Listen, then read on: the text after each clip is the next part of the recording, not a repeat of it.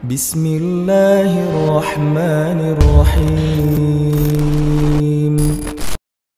Semua Quran itu ditulis ning Lauh Mahfuz kecuali ayat kursi. Dewe Nabi khusus ayat kursi aku jupuk min kanzil arsy. Dadi gamane Nabi ngendikan semua ayat-ayat Quran itu ning dokumen umum nggih ngono teng Lauh Mahfuz. Tapi aku jupuk ayat kursi min kanzil arsy. Kok gudange napa?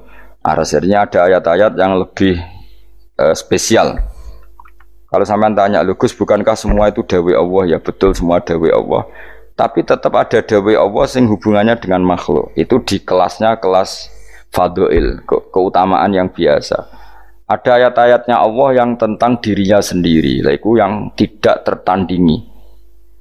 Ya kayak ayat kursi. Ayat kursi itu kan ayat di situ Allah menerangkan dirinya sendiri. Misalnya Allahu la ilaha illa huwal hayyul qayyum, itu kan Allah menerangkan tentang dirinya sendiri, tentu spesial. Gitu ayat-ayat sing meskipun ya tetap spesial jenenge dawuh Allah tetap spesial. Tapi ada ayat-ayat yang tentang kita. Misalnya ayat fankihu ma tobalakum minan nisa masna. Ayat-ayat seperti ini kan enggak mungkin setingkat. Ini kan ayat tentang kamu. Wis ngerti nak kelakuanem seneng wayo dikai hak wayo. Nah, tentu beda, tentu semuanya spesial karena sama-sama kalamu. Tapi tentu beda dokumen ayat kursi tentu enggak sama dengan dokumen ayat faqihu atau balakum. Maka Nabi ngendikan ayat kursi ini bahkan saya ngambilnya min kanzil arsy. Jadi spesial sehingga terus kita dilatih guru-guru kita ngapal ayat kursi. Kan ya ora lucu misalnya wiridan ning tahlilan faqihu atau balakum menan terus lucu to. Tahlilan kok ngono iku piye ngono. Aneh-aneh, gue yang mikir tuh, senangnya mbantah. Masa ayat Quran kok beda-beda, goblok kandhanane angel, gue jangan. Jadi kayaknya gue wis ngaji malah bayi. Jadi ono ayat fawadil, maksudnya ayat-ayat sing umumnya terkait kita. Ayat-ayat sing spesial karena nerangkan Allah, tentu beda.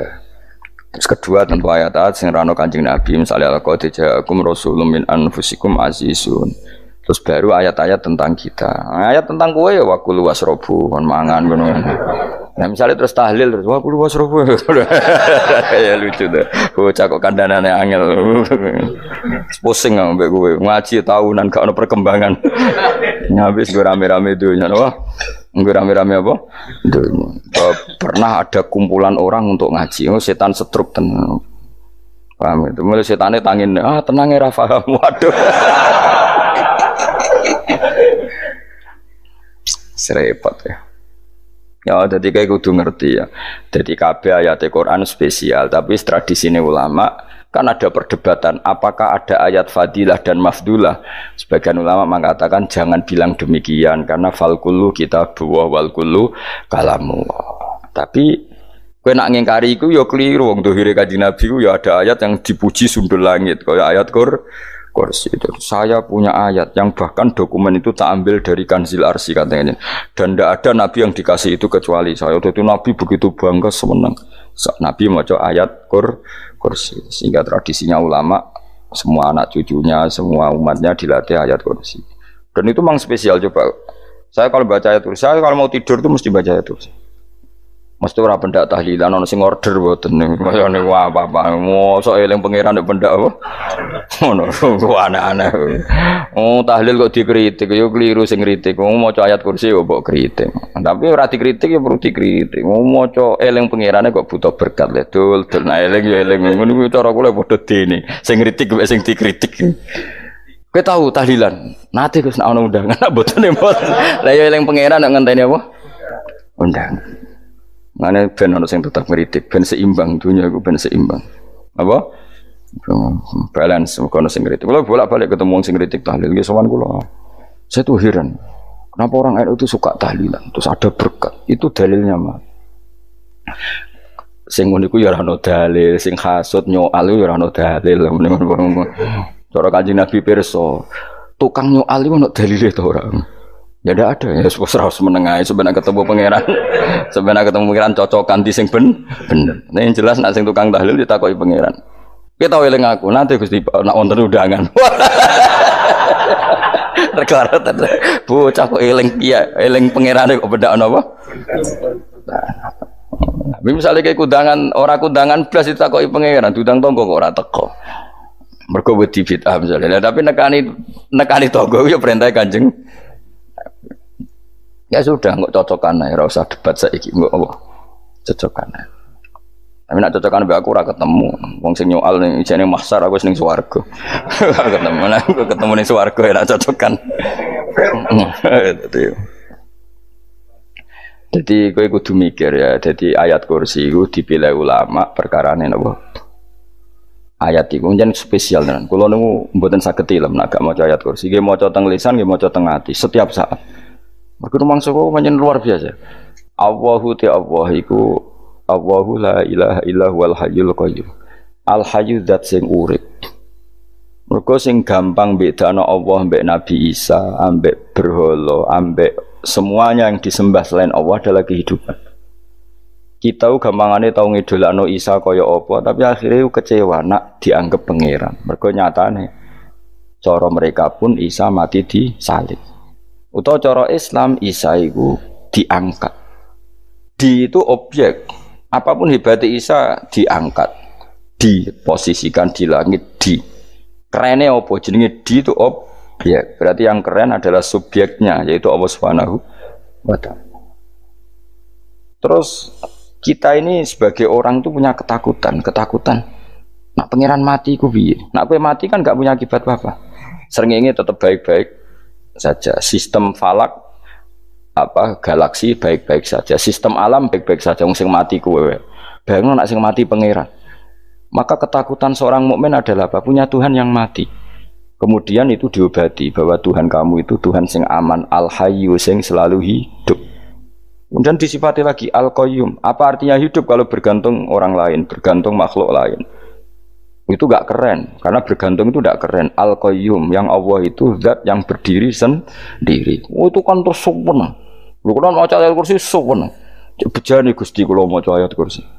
Kowe ora maca iku kasihate mbahmu. Bocah kok. Oh, bocah ora bakat wali.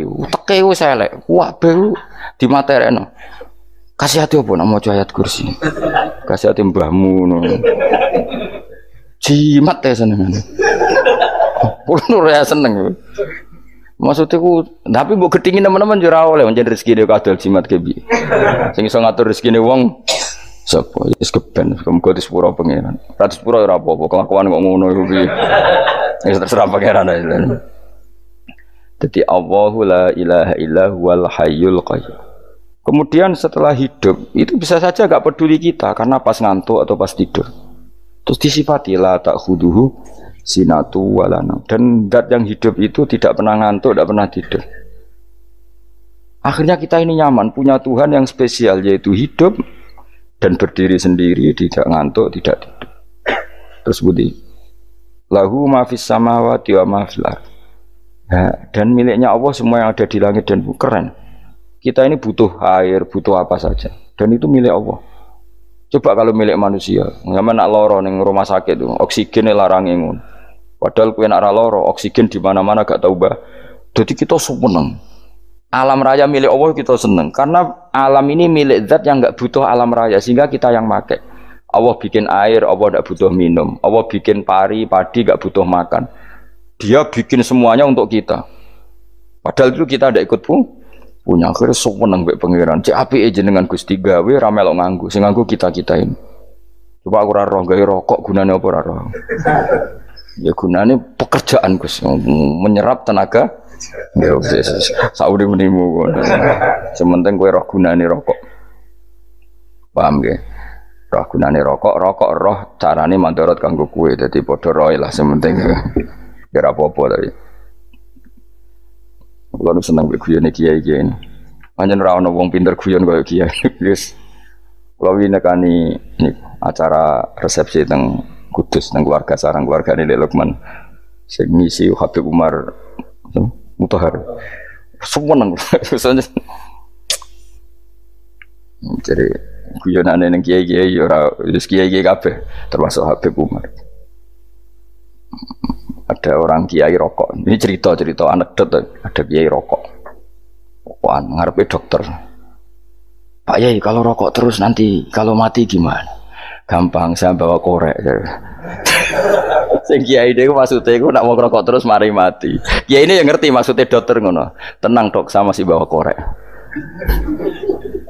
Maksudnya nak rokok mati gak ada Jumat. Jadi gak sambung apa? Nak kuyonane Habib Umar, saya sering membaca bahayanya rokok. Saya baca itu. Setelah baca, saya berhenti membaca. Wangan pikirannya setelah membaca bahaya rokok berhenti rokok. Saya sering baca buku atau apa tentang bahayanya rokok. Setelah saya tahu berhenti membaca.